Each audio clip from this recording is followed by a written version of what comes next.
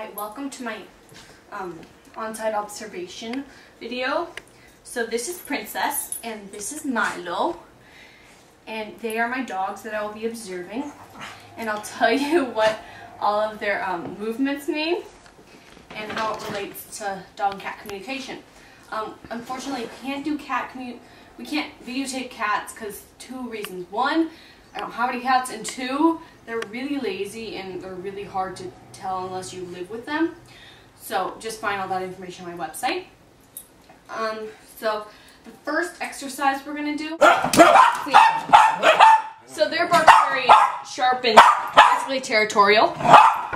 So breeding ritual. Princess. Great. Okay, I'm gonna stop the camera. But as you can see, Milo, his position is very excited, and just because he doesn't really know what to do with himself, and his tail movement's very excited. And he goes over to, if you can see, when he curled over like that, that's very submissive. Like, he's very playful right now. That's really playful. So the next exercise we will be doing is showing you how dogs eat. Okay, so right now, they're actually very well trained. Normal dogs would jump up and try and get the treat, but they're in a very expecting, anxious mood. Okay, so if we can see, nope. When they do that, you want to tell your dogs to stop because it's very sit. So if you do that and they don't go for it, give it to them. As you can see, she goes off to eat hers because he is a pig and he's dominant in terms of food.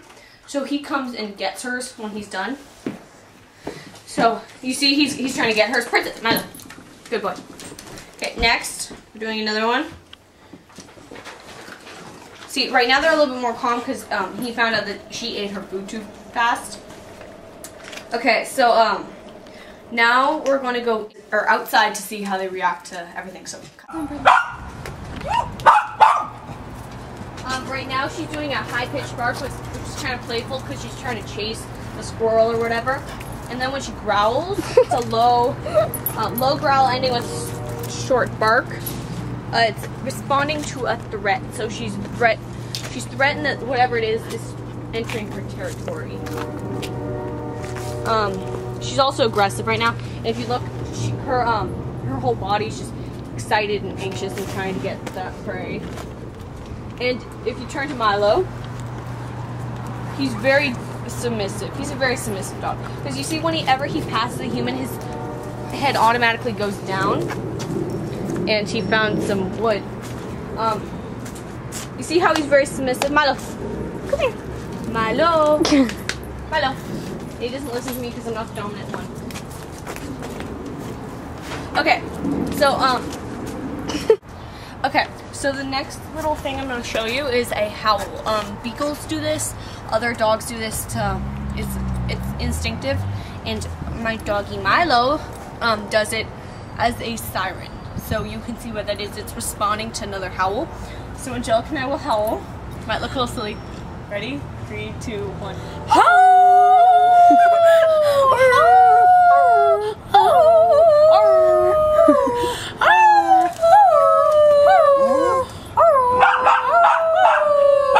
See, makes her go full circle.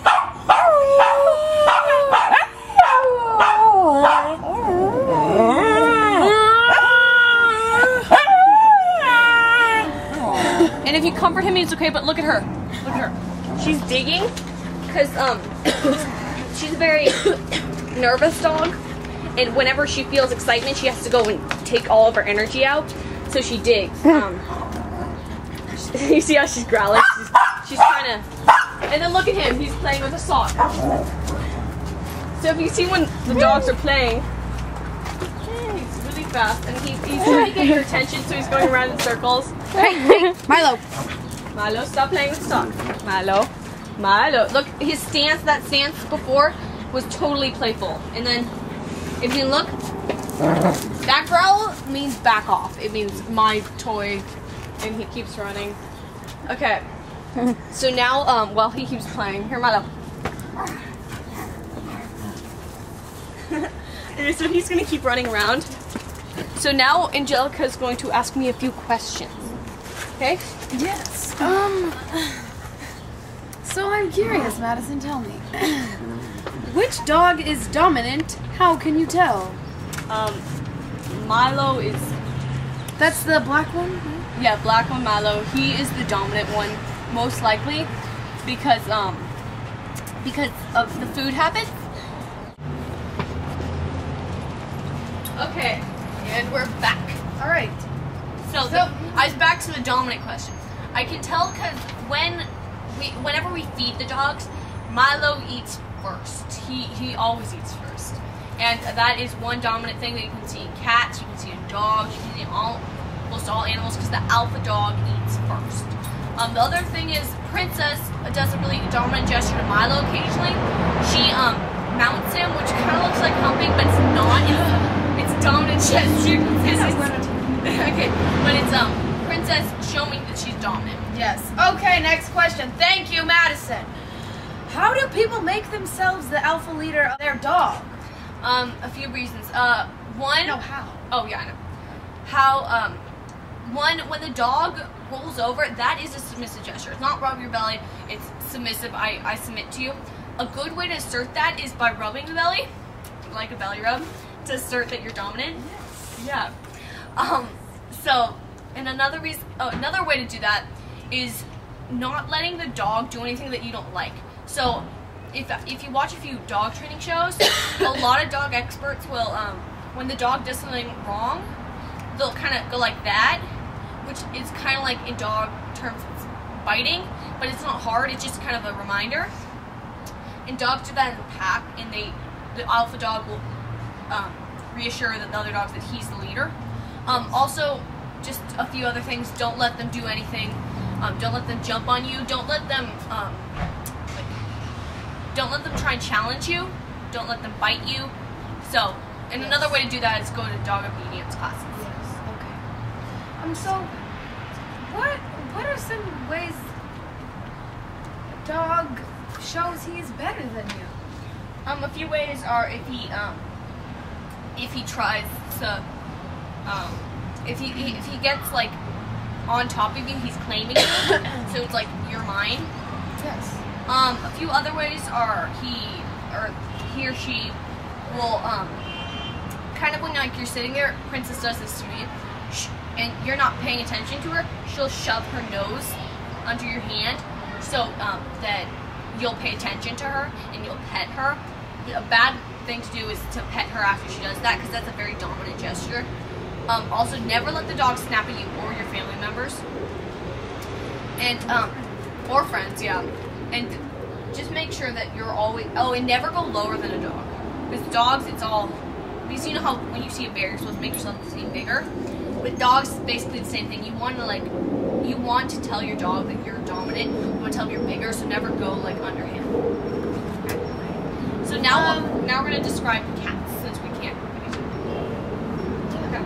Cats meow. Oh, okay. Okay. Okay. So we're not showing live footage of cats because, as I said earlier, they're very lazy. They love the idea of rest and routine. They hate change. They hate anything. So if we went into someone who had a cat's house, the cats would act differently than they normally do. In order to actually understand cat communication, you have to live with a cat. You have to watch when they're actually active. Princess, come here. She wants to get in. So, okay. Okay, so like about how many different types of meows are there? There's about 10 different types of meows. So as I was saying, there's 10 different types of meows, including hiss and chirrups and stuff. Multiple meows, different stuff means different things. So yeah, check it out on my website. Okay, do cats show dominance like as well? Because I hear about dogs more. I've never really heard about cat dominance. Yeah, they show dominance, as I said, eating. And also, my interviewee told me that her cat, you can tell it's dominant by the way the dominant cat will look at another cat, and the way that cat reacts to the dominant cat will show if it's dominant. So if it gets down or whatever, that cat's dominant, or if it lets it pass, that cat's dominant. I mean, they're not as aggressive about dominance as dogs are, and also cats aren't aggressive about people. These cats already know people are in charge, probably because of the size difference. But okay, so that's about it. Okay, that's about it. Thank you for watching. If you have any other need for information, just visit my website at www.dogandcatchat.webs.com. Thank you, and goodbye. Jelly, stop filming. Bye, Milo. Bye, Milo. Bye, Princess. Goodbye, class. Goodbye.